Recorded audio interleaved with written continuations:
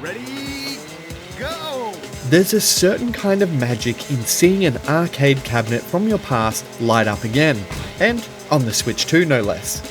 Aqua Jet, Namco's 1996 jet ski racer, is the third Namco System 22 title to make the leap to the system, following Ridge Racer and Air Combat 22 in the Arcade Archives lineup.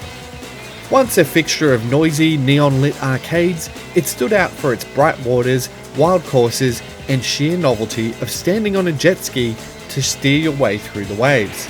Now, nearly 30 years later, it's here in your hands, promising the same rush of open water racing, minus the risk of getting drenched. What's it like? Put on your sunscreen, strap into your life jacket, and prepare to make waves as we review Aqua Jet from the Arcade Archives 2 collection on Nintendo Switch 2.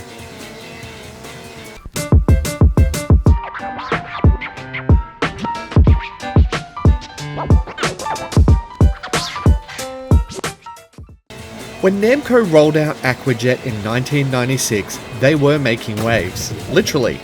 At the time, arcades were packed with fast cars and flashy bikes, and Aqua Jet swapped the asphalt for open water, and the result was a jet ski racer that stood out for the way you played it.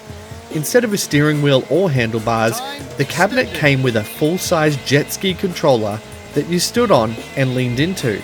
Shifting your weight steered you through tropical bays, tight rainforests, and surging seas, with every twist of the throttle sending up more spray on the screen. It was physically engaging in the way that it just kept players coming back, and in an arcade, that's the magic formula.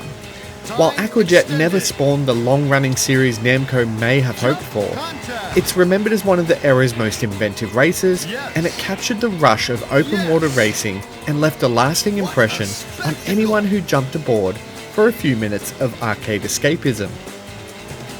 Now that Aqua Jet has come to home consoles for the first time, gamers can dart across the waves, racing and jumping against other CPU-controlled racers in a time attack similar to Ridge Racer.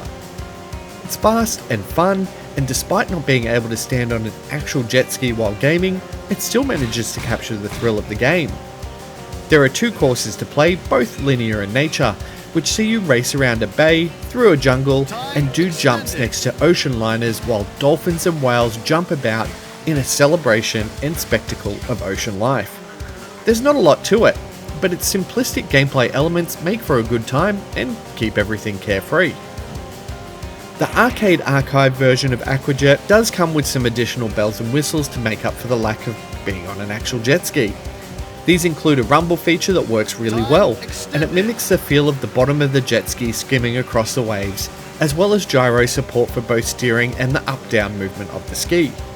Players can also rebind inputs how they see fit, and the package includes the original Japanese ROM alongside the English one, as well as caravan mode, high score attack, and time attack mode, which includes online leaderboards. You can customize widescreen support as well, which does stretch things out a bit, but makes it more immersive experience. Hamster has handled this port with care, and the emulation feels spot on with no performance issues, glitches, or stutters. Its bright and vibrant graphics make for a real racing spectacle at times, and on my first few playthroughs, I found myself getting distracted by what was happening in the background. There are certain parts of the courses where a whale will breach the surface, or a seagull will glide past your head as you race down the straight. The graphics are in line with Namco's other arcade titles at the time, and instead of aiming for realism, it aims to entertain. And it works. I found I raced both courses repeatedly for about an hour to capture this footage, but found by the end of that hour, it was starting to wear thin. And that's where the biggest issue I feel with Aqua Jet is, because there's just not enough of it. You have two courses which are both very similar, and both can be knocked out in less than 2 minutes. And then, there's nothing much more to do except put in the penguin or mirror mode cheats and be done with them in another 5 minutes. While Air Combat 22 also had a short lifespan, with a 10-minute playthrough, it did offer multiple paths and difficulties that made replaying it an exciting challenge. In contrast, Aqua Jet showed me everything it had to offer in less than 10 minutes. This can be expanded for players who like competing with other gamers, as the time attack mode features online leaderboards for bragging rights, but for more casual players, there's not a lot of lifespan here. All in all, Aqua Jet is like hiring a real jet ski for an hour. It's fun and expensive, but ultimately it's over way too quickly, but you still want to do it again. It's a bright and colourful throwback to the golden era of arcades, and it's the first time we've seen Aqua Jet outside of one. Arcade Archives collectors will no doubt already have added this to their collection, but for the more curious and cautious buyers, the longevity versus the price will most likely sting worse than a sunburn. So, what's it like? Aqua Jet is like Wave Race 64, if it only had 2 courses. Jump contest. Yes.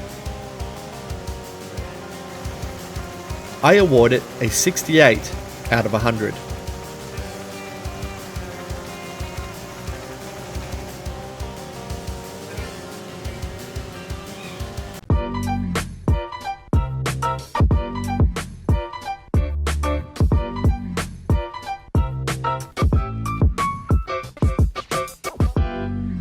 Thanks so much for watching my video.